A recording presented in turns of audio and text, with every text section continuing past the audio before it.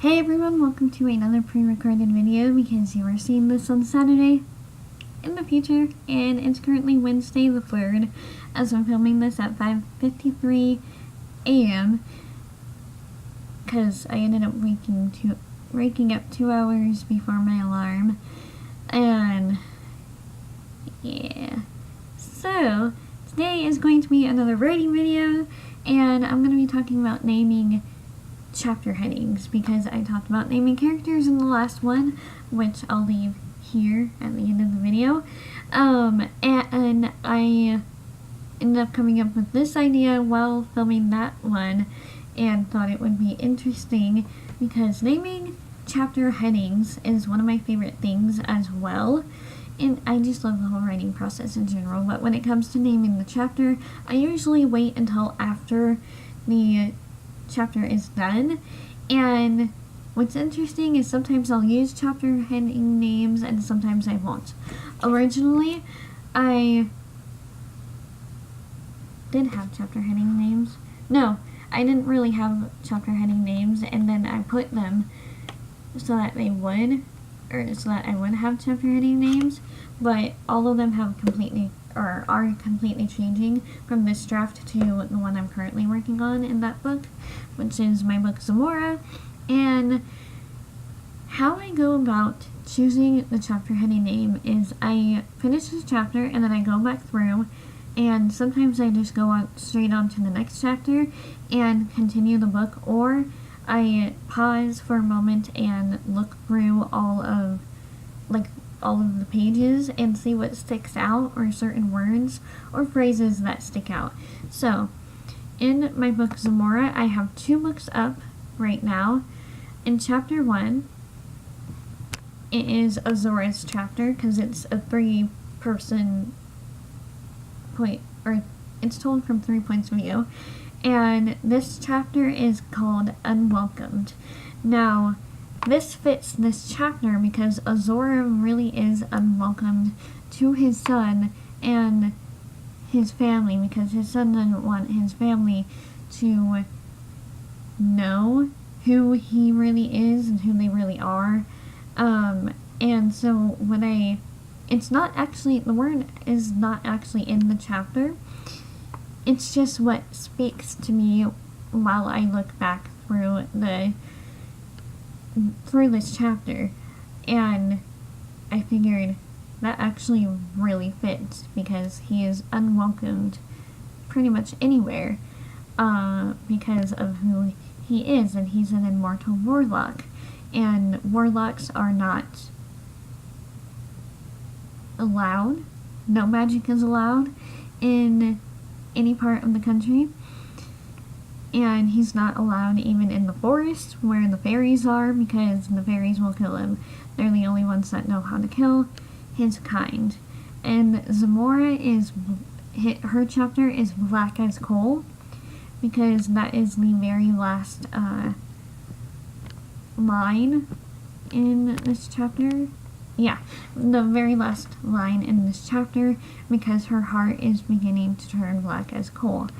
And with Griffin, this one is really emotional to me.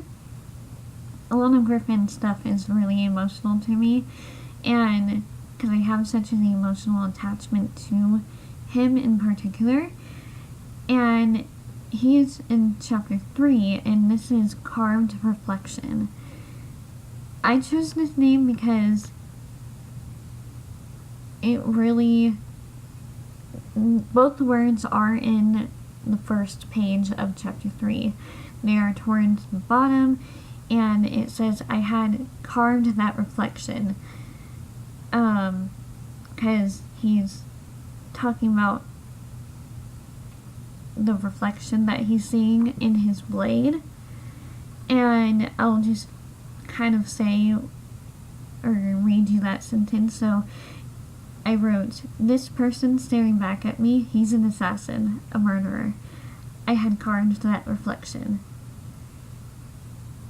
Each day I chiseled away who I used to be before I left home.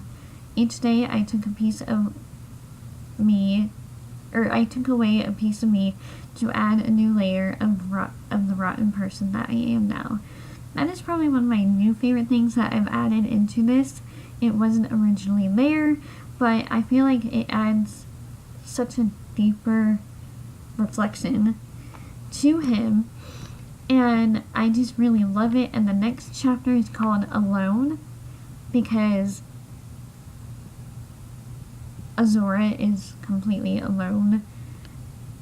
Even though he has his grandchildren, he is alone. So that's kind of how I do my, or name my chapter headings, is I look at the whole chapter and I find little phrases or sentences and choose a couple words from that sentence, like carved reflection. I had carved that reflection, and I think that's one of the most meaningful things that I've ever written, just with that one thing, and it always makes me emotional now thinking about it. Now I have my book, Your Chains Don't Bind Me, up. It is a standalone. It is a novel in which it's taking place after or / during a war between the angels of heaven and the underworld. And a lot of these, it's a really dark book, because it takes place mostly in the underworld. I forget where I left off, but I just want to share with you some of the names that I chose from here so that you can see how I chose the name if you ever read this down the road. And chapter 1 is called River of Souls, and this is all within Zariel's section, because that's all I've written so far.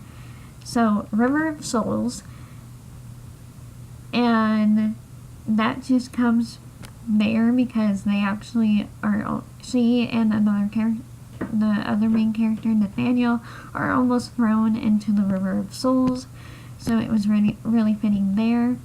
And then we have one of my favorite ones, chapter 2, the silent room. There's no la, it's just silent room. And that's pretty much a room, just as it sounds. It's pitch black in there. You don't really get any room in there. It's just a dark hole, almost, or just like a dark room with nothing else in it.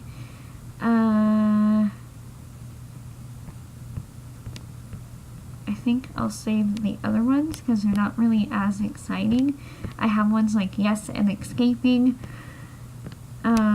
Free, because they are freeing themselves from their bonds. Then I have Wings, The Start of Binding, just kind of things like that. And I really love the process of naming chapter headings because you can make them so meaningful, or you can be like Rick Riordan and do completely hilarious chapter headings that make you laugh out loud. I don't think I'm that funny to be able to do that or that creative as him, because he does that in both Percy Jackson as well as in The Red Pyramid, and his chapter headings are probably my favorite in the world. So if you want to look at good chapter headings, look at Rick Riordan's books because they're so good for that. That is my video on naming chapter headings, and let me know if you have any questions down below, as well as any any names that you like, or chapter names that you like. This is definitely my favorite part because it's the end of the chapter and you're just getting one step further towards the end of the book. But I always like to pause for a moment, think about the last chapter, and then name it and then go on. And that's how I do my entire chapter as well as chapter headings. So I hope you liked this video. If you did, give it a big thumbs up, and I will see you in the next video on Monday. This is going up on Saturday. Don't know what time. And I will see you later. Bye!